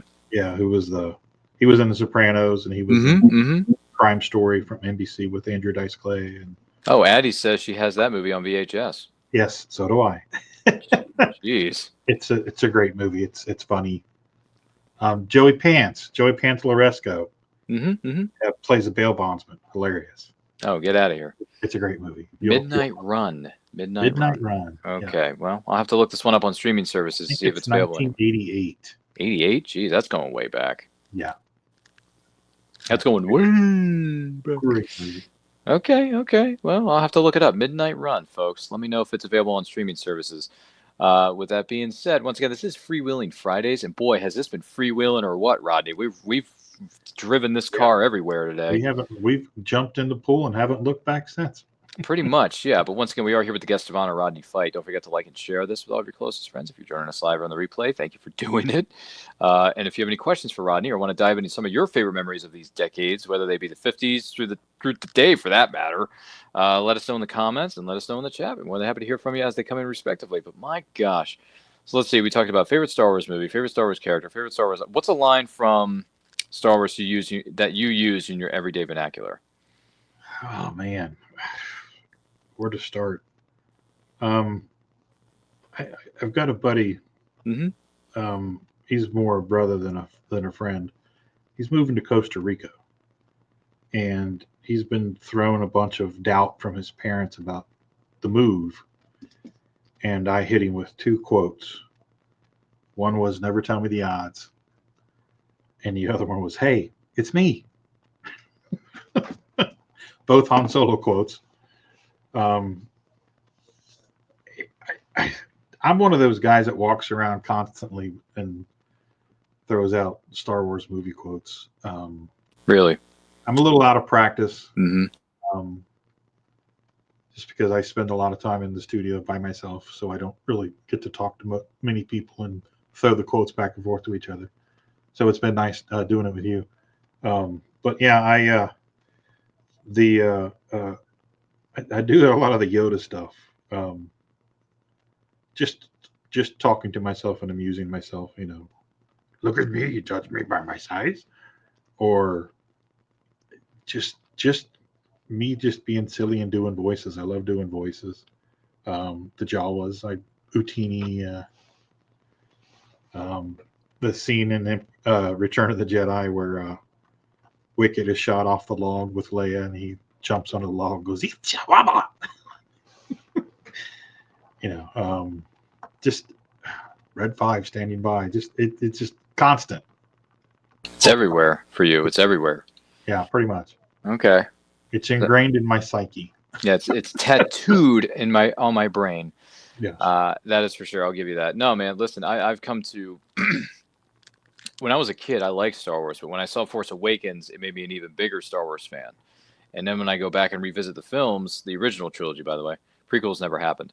Unless you want to count Rogue One. That was a great prequel. Great prequel. Love you, Rogue One. Love you. You're the best of all time when it comes to prequels, because the other three films never happened. Despite certain scenes that I like in Phantom Menace, and I can watch Phantom Menace because I like Phantom Menace, but at the same time, like, if I never saw it again, I wouldn't lose sleep. So, sorry, folks, but that's the way it is. Deal with it. I got a funny prequel story. Oh, prequel story. What did you stay up all night to get tickets to Phantom Menace back in '99? Is that it? Oh no, we got VIP passes, so we were up. How did that happen? Because we were local celebrities. We had our own comic, blah blah blah blah blah. So we got front row balcony, and we all got there and didn't have to wait in line. And the movie started, and 20 minutes into the movie, I leaned over to my buddy my brother, this one that's moving to Costa Rica, and I said, "Is it me or does this movie suck?" He said, "I think it sucks." And I said, "You mean I waited 32 years for this?" Or however long it was. It was 36. Yeah. So, yeah, I was not happy. Or not 30. Or no, what am I thinking? Not 36. I'm sorry. 16 because 83 was the last one. So 83 to 93. I waited 16, 36 years for episode 9. Yeah, never mind. What I meant to say was 16. Yeah. Was it 83, 93? Yeah, 16 years. I waited 16 years for this shiznit. Yeah, exactly. That was a waste of my time. Now, Misa in trouble. Yeah, you are, because you kind of ruined the movie. It wasn't your fault, Ahmad Best. It wasn't your fault. It was the writing, producing, directing. It was all everybody. It wasn't Ahmad Best's fault. And by the way, Ahmad Best is now in favor with the Star Wars fandom with the cameos he's made on what was it, Mandalorian? He did the lightsaber, or not the light, but the competition show for children. Wasn't he in Ahsoka's too?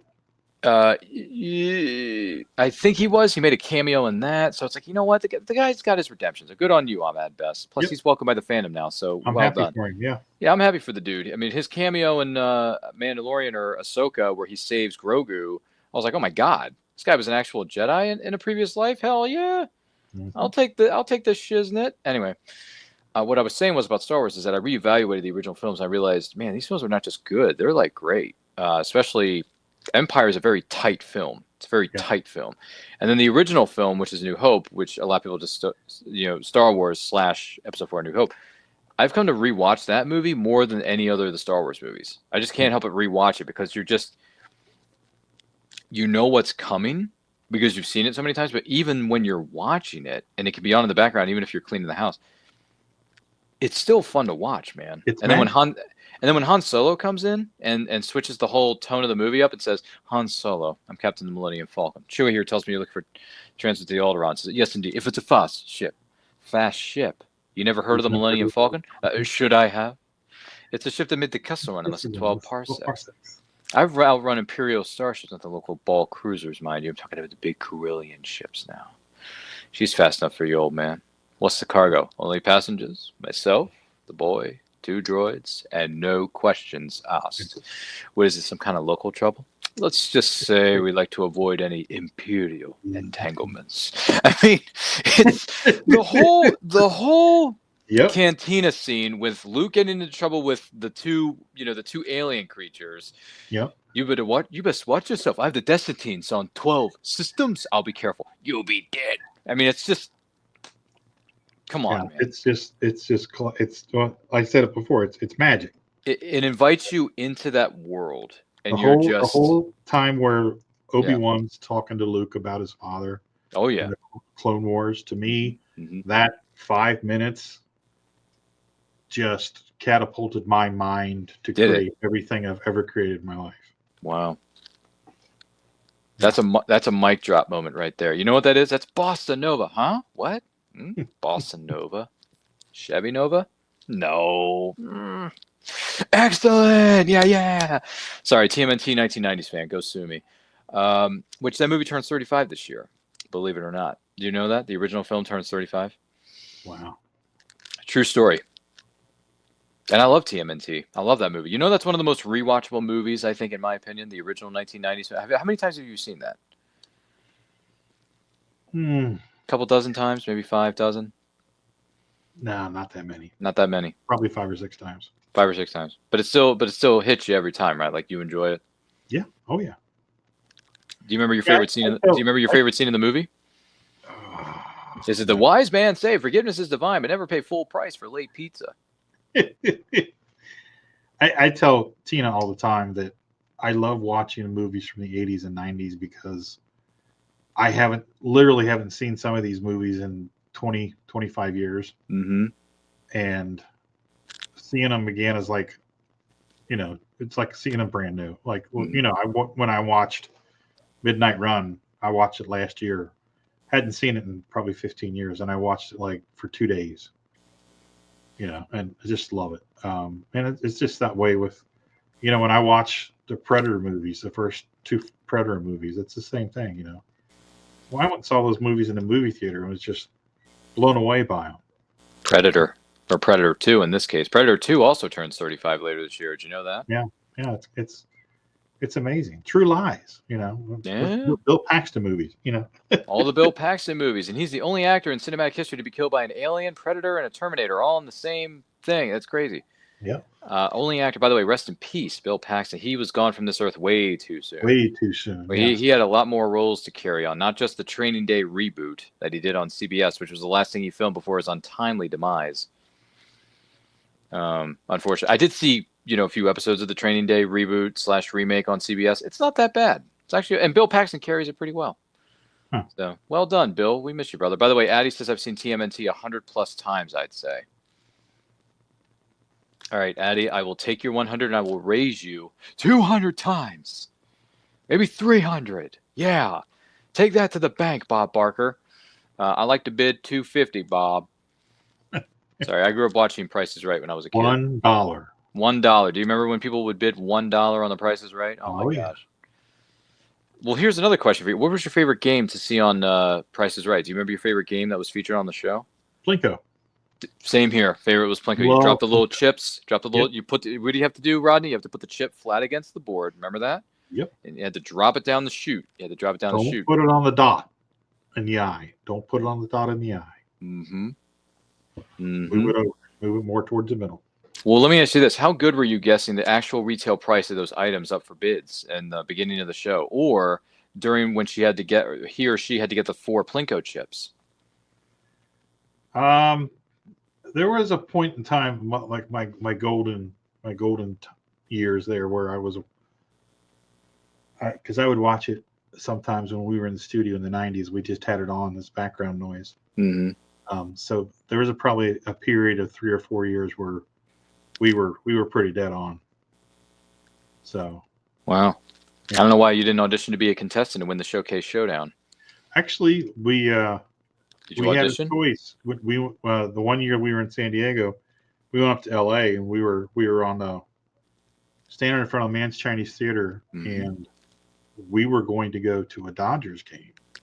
Oh yes. And we had somebody come up to us and ask us if we wanted to go to see a live taping of the Dennis Miller Show. Oh yeah, I know Dennis Miller. Yeah. Yes. So we said yeah. So we went, and it was in the Bob Barker Studios on the Warner Brothers lot, and all of those studios are separated by huge, thick curtains. And we were actually in the back row, right next to the curtain, and we were actually got on TV because Dennis asked me a question, and I answered him. And on the other side of the curtain was The Price is Right. We could hear The Price is Right behind us. So we were like, well, damn, we want to go see The Price is Right. Wow. Well, let me ask you this. If you had your choice between Price is Right, Wheel of Fortune, or Jeopardy, which one would you audition for or go out for or be a contestant on? Price is Right. It's just more fun. Hanging out with Drew Carey? Not as much pressure, you know. Yeah. Hang out with Drew for a while. Yeah. Ohio boy from, great state, Ohio. Right. Like to Cleveland, Ohio. Cleveland rocks. That's Cleveland Rocks. That's right. Yeah. The Drew Carey Show. I remember watching reruns of that a little bit when I was a kid. Funny. That's ironic. Let's see here. Game show wise. Yeah, Price is Right. Plinko was my favorite. But between Jeopardy and Wheel of Fortune, I liked Wheel of Fortune a lot more than Jeopardy. Yeah. Jeopardy was so serious. Yeah, that's why. It's supposed to be fun, and it's just too much pressure. Yeah, but Wheel of Fortune's fun though. All you gotta do is just spin the wheel for the consonants and then just buy the vowels. Yep. And then you win fabulous prizes. I'm the one who would always yell, "Why are you spending all the money? You know what it says." Yeah. Try to rack up as much money. Quit buying stuff. Well, true. But here's another one for you. These are the more modern day game shows. Were you ever familiar with something known as Deal or No Deal? And then there was another one called 1 versus 100. My mother and brother watch that religiously. Mm-hmm. When I go over there, sometimes I sit with them and try to watch it, and it just does nothing for me. Deal or No Deal was frustrating because some of the people were just stupid and just walk away. And yeah, so that's for me, that's frustrating. But I enjoy Deal or no deal. Yeah. Yeah. That's fair. That's fair. Yeah. If I were going to choose between all those game shows, I want to be the new host, if not a contestant on Deal or No Deal. And I would choose case number 14. Pilar was the young briefcase model standing next to my favorite 14. And then she would bring it down to me and I would say, thank you. And then we'd place it over here. And then I wouldn't mind hosting the show. If they ever reboot it and Howie doesn't want to come back, just give me a call. I'll do it. Yeah. You would do well there. I would love to do it because I still remember most of the models' names that were standing near the briefcases, Rodney, to tell you the truth, because I watched the show so much. So, yeah, Wow. just saying, bro. I got a sharp memory for movie quotes and some other random pieces of knowledge. Let's see here. Woody says, back in the Art James day, the Jeopardy questions were $10, $20, $30, $40, and $50 before they went up. Wow, I did not know that. Boy, Woody, you're really dropping some history lessons on us here. I appreciate you, man. Once again, this is Freewheeling Fridays with the guest of honor, which just happens to be Star Wars superfan because he likes to quote the movie every day of his life, Rodney Fyke. Don't forget to like and share this with all of your closest friends. If you're joining us live on the replay, thank you for doing so. If you have any questions for Rodney about his memories of Star Wars, maybe some of the characters that he has, drawn or sketched, or some of the comic book series he's taken part in, let us know in the comments. Let us know in the chat. We're more than happy to take those as they come in. Here's an X-Men question. Do you think we will ever get a film when it comes to X-Men? I'm not talking about the spinoffs with Deadpool and Logan. I'm talking specifically X-Men related films, X-Men team-up films, okay? Do you think we're ever going to get something that's going to top Days of Future Past or even First Class? I hope so. Do you think Kevin Feige is going to do it? Yes. I think he's going to outdo it. Do you think he can do it? Yes. Okay. So you really think we're going to get an X-Men movie that's going to beat out, in terms of quality, Days of Future Past? Yes. Wow. Yes. Okay. I mean, if Henry Cavill's playing Wolverine, I mean, that's a good start. Yes. I say that because I'm not a big fan of any of the 20th Century Fox X-Men movies. Other than Logan. Really? You don't like any of them other than Logan? That's wow. Okay. Yeah. I mean, they're okay. Okay. I will say I don't hate them. Mm-hmm, they're okay. Mm-hmm. But they're not the X-Men that I grew up on. For me, they're all like how you consider the prequels. Okay. Fair enough. Are you more of an X-Men 92, the original animated series, or X-Men 97 fan? No. The X-Men 97 more than the original. I hated the original. I hated the art style, the animation. I thought it was terrible. Wow. Okay. Yeah. Wow. Just being real. No, I appreciate the honesty, but at the same time, you're in the vast minority. I'm the oddball in the bunch, but no, I couldn't stand it.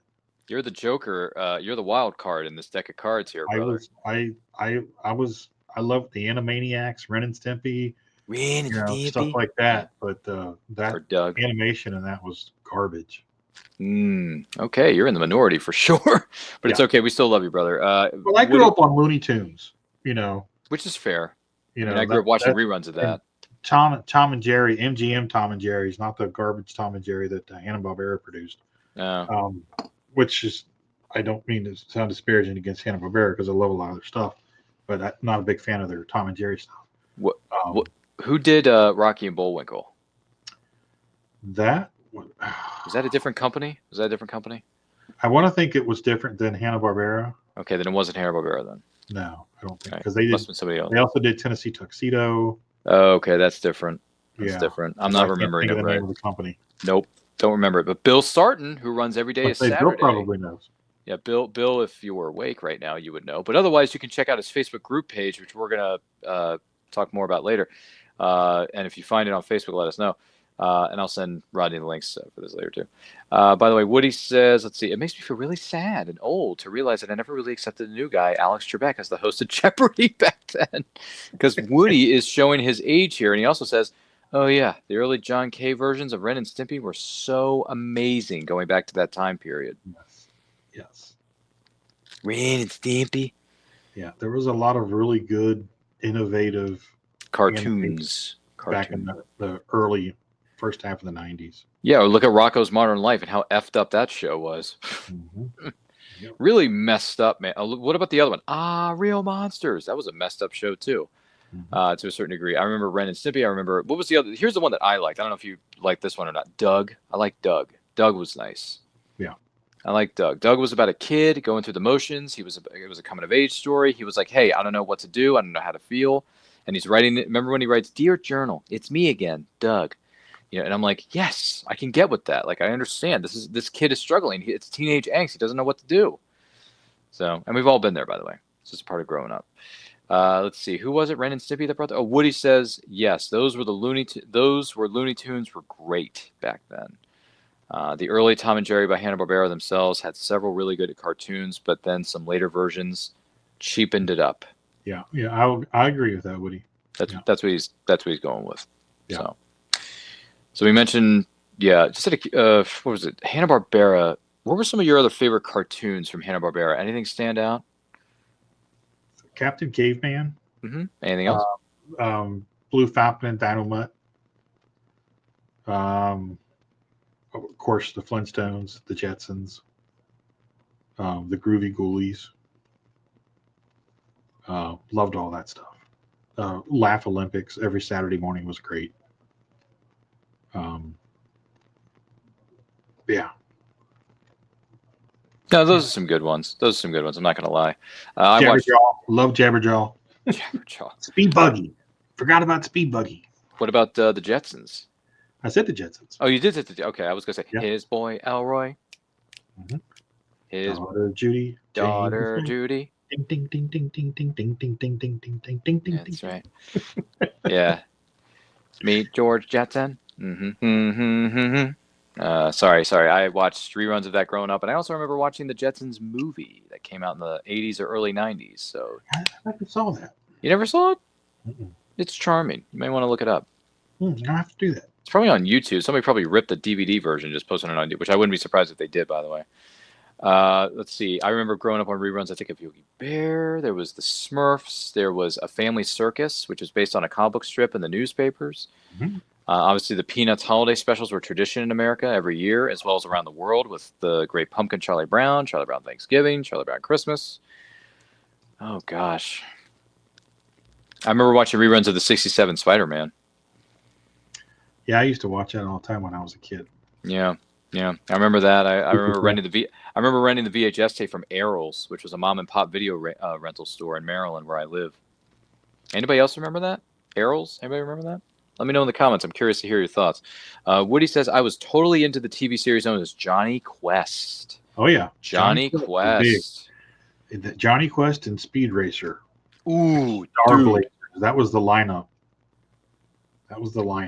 I grew up on reruns of Speed Racer. I remember the theme song. Oh, my God. Speed Racer. Yeah. Very good stuff. Jetsons, yeah, thanks. These are fun memories. Hey, Woody, I know you may be showing your age here, brother, but we're going down memory lane with Rodney Fyke, and I think Rodney's enjoying himself with this whole memory lane thing. I mean, we've gone from here to there and over there and east, west, south, east to west of the Rio Grande. I'm Pecos Bill. That's a line from Tall Tale, The Unbelievable Adventure with the late, great Patrick Swayze. Believe it or not, where he played Pecos Bill. Do you believe that? That's true. Goodness gracious. Now I'm thinking of Patrick Swayze in Roadhouse. How many times have you seen? Did you ever see Roadhouse? Oh yeah. Did you like that movie? Probably seen that about 20 times. Do you remember the 3 rules that he gives his staff members in the bar? Because I can quote them to you right now if you want me to. Go ahead. All right. So the 3 rules you need to follow: 1, never underestimate your opponent. Expect the unexpected. 2, he says, take it outside. Never start a fight inside the bar unless it's absolutely necessary. And 3, be nice. I want you to be nice until it's time to not be nice. And that's Patrick Swayze for you, which works. By the way, Woody says, yeah, that was a first-run Spider-Man when I was just 10 years of age, so it really hit me right between the eyes. Spider-Man 67? Good God, man. Oh, that's going back. Oh, yeah. Spin a web any size. Yeah, that was huge when I was a kid. Just like flies, look out. Yeah. What's your favorite Spider-Man storyline featured in the comics? I know what mine is. Spider-Man storyline, like a big story arc. That was history. I'm going to have to say the symbiote. The symbiote? Symbiote suit, which it ultimately turns into Venom. Mm. Venom, yeah. Okay, that's a good one. My favorite is Craven's Last Hunt. That's a good one. Remember that one from the 80s? Oh, yeah. I think it was Oh, the 80s, wasn't it? Yeah, it was. Yeah, I Like forget Zach. who. Yeah. Yeah. Oh, that's right. That's right. Yeah. Who was Like the writer? Um, Was it John Romita? No, it wasn't Romita. no, it was. Shoot. Darn it.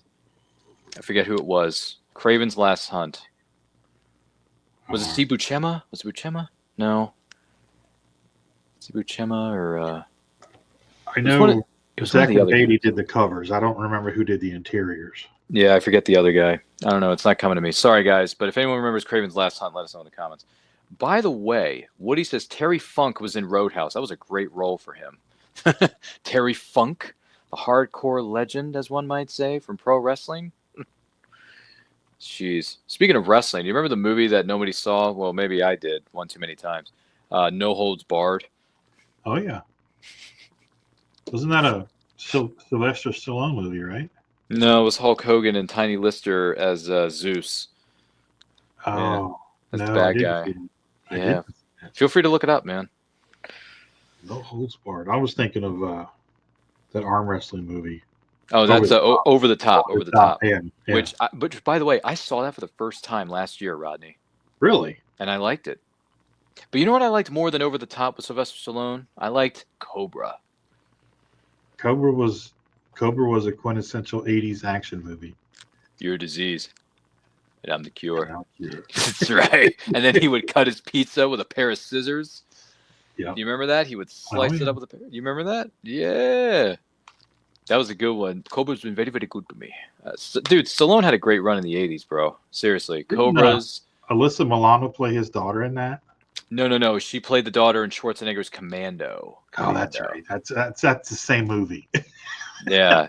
Pretty much. Pretty much. But you're thinking of Your Disease, and I'm the Cure. Yeah. John Matrix, Schwarzenegger's character. Let off some steam, Bennett. Come on, Bennett. Let's party.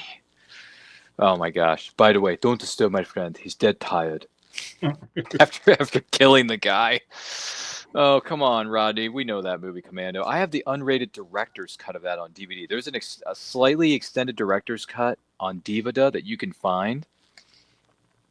And I found it. I got it, and I got to tell you, the extra 30 seconds that's in that director's cut doesn't really make a whole lot of difference, but it's cool just the same.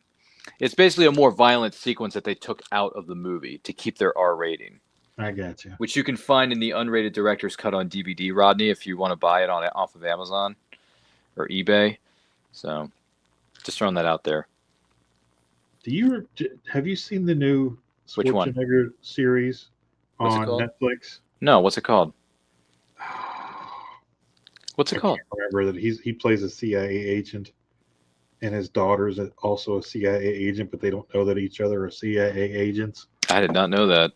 I didn't even know he was in a series. It came out last year, and shoot, I think it's only 8 episodes. But the first couple of episodes got a little annoying with him trying to protect his daughter. But once they got into the characters and everything, really ended up enjoying the series. I can't think of the name of it though. I just saw it the other day when I was scrolling through the apps on the TV, but I can't remember what it was called. Where's my phone?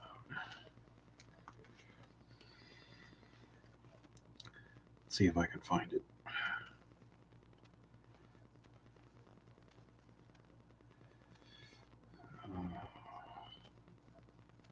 Being kept in suspense here on FreeWheeling Fridays. But by the way, Woody says, I saw Terry Funk wrestle at one point, but he had broken his tailbone. So we kind of had to walk through his event. I was waiting to shake his hand at the pre-show meetup at the time, but there were so many kids I just watched. Yeah, he's a bouncer in Roadhouse. Yeah, he is. He's a bouncer in Roadhouse. Terry Funk is, I mean. More specifically. I didn't know Schwarzenegger was doing a show. Isn't that like a rarity for him? It's called FUBAR. FUBAR. Okay. Yeah. Yeah, it's on Netflix. Netflix, which is where everything lives, apparently. It's good. It's okay. I'll look it up. Funny. I'll look it up. FUBAR. Thanks for chiming in on that, Rodney. Yeah, definitely have to check that out at some point or another. But gosh, I'm trying to think here. Gosh, we've run the gamut of so many different things. Where do we go from here? Oh yeah, maybe it's bedtime. But let's see here. I'm trying to think. Wow, I know it's past our bedtime. It's ridiculous. Yeah. Well, for some of us it is. For those of you watching us in California time, it's early for you guys. Boo hoo hoo. You guys are the living in the bars past. aren't even open yet. It's true because here in the what do you call it, the East Coast, we're sending you back to the future. Anyway, which that movie turns 40 later this year, which we're going to be discussing. Outside of Star Wars, what's a movie you can watch over and over again and never get tired of it? Well, I'd say Aliens, but I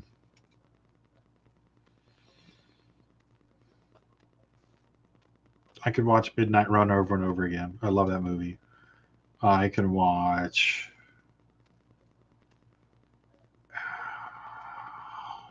See, I think of this all the time. I can watch that movie constantly and never turn off. Any of the Terminator movies, I can watch in the background.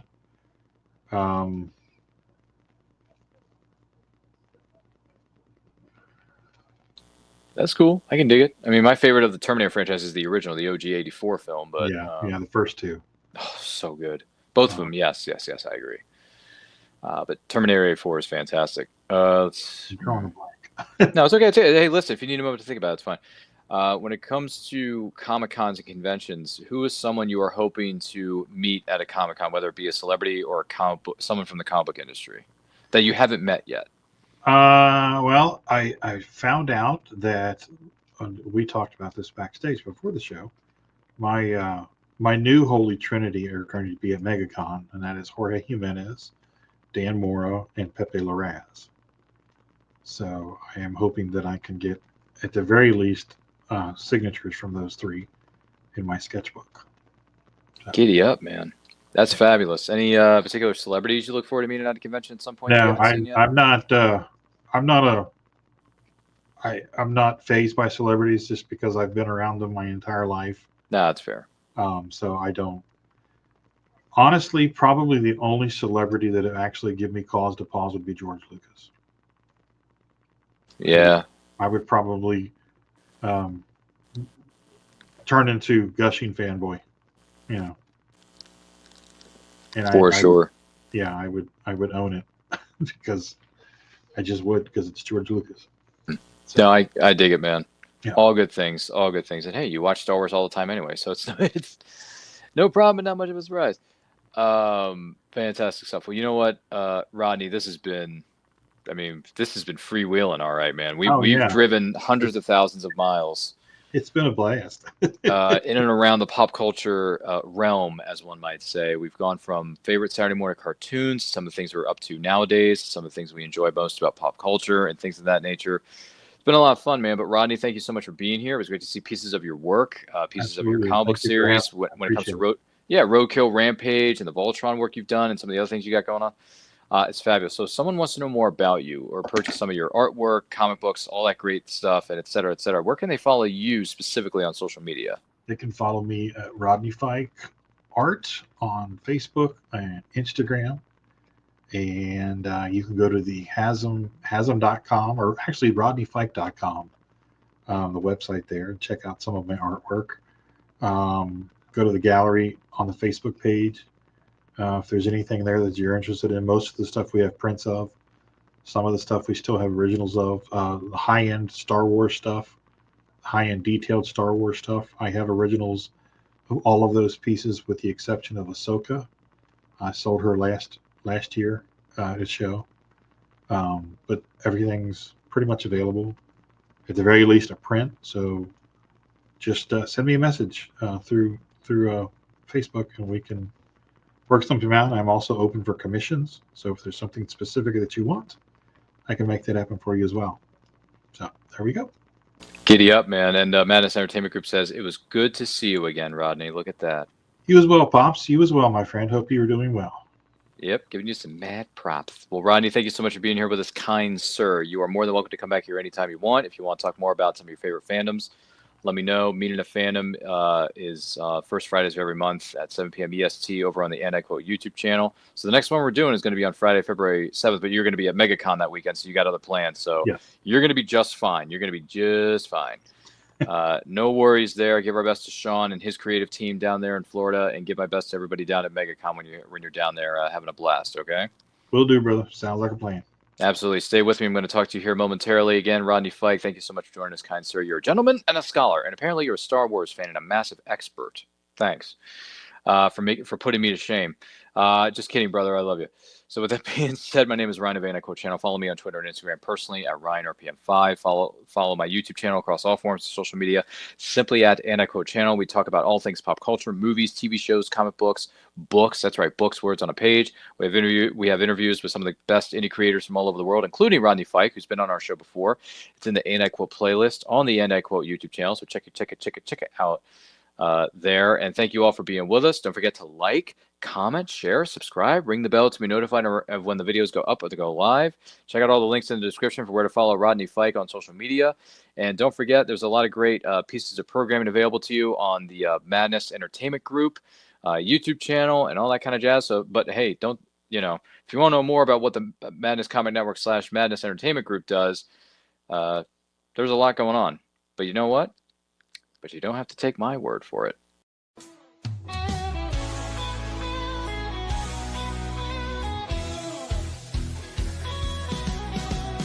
Click on the tube and feel the vibe. Every show you crave right here live. Heroes and villains clash in the night. Madness Comic Network sets it right. Scroll through the list, find what you need. Epic battles and fast-paced speed. From capes to cosmic space delight. Tune in and watch your favorites ignite. On Facebook, share the thrill so grand. On X, the buzz across the land. Madness Comic Network all around. In every episode, joy is found.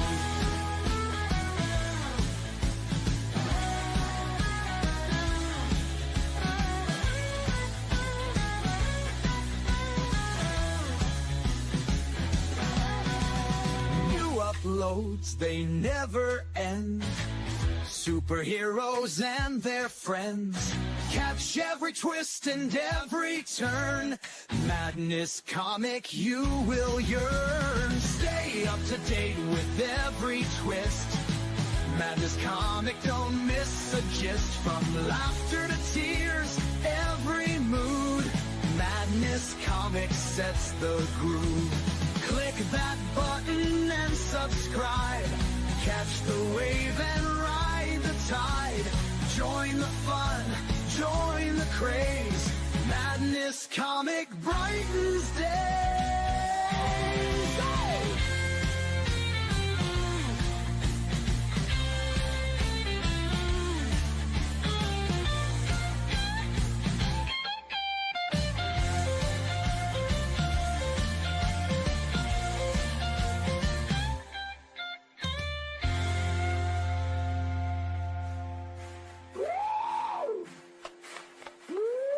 New uploads, they never end.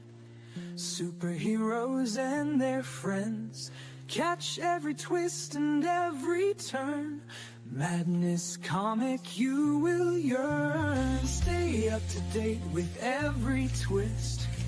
Madness Comic, don't miss a gist. From laughter to tears, every mood. Madness Comic sets the groove. Click that button and subscribe.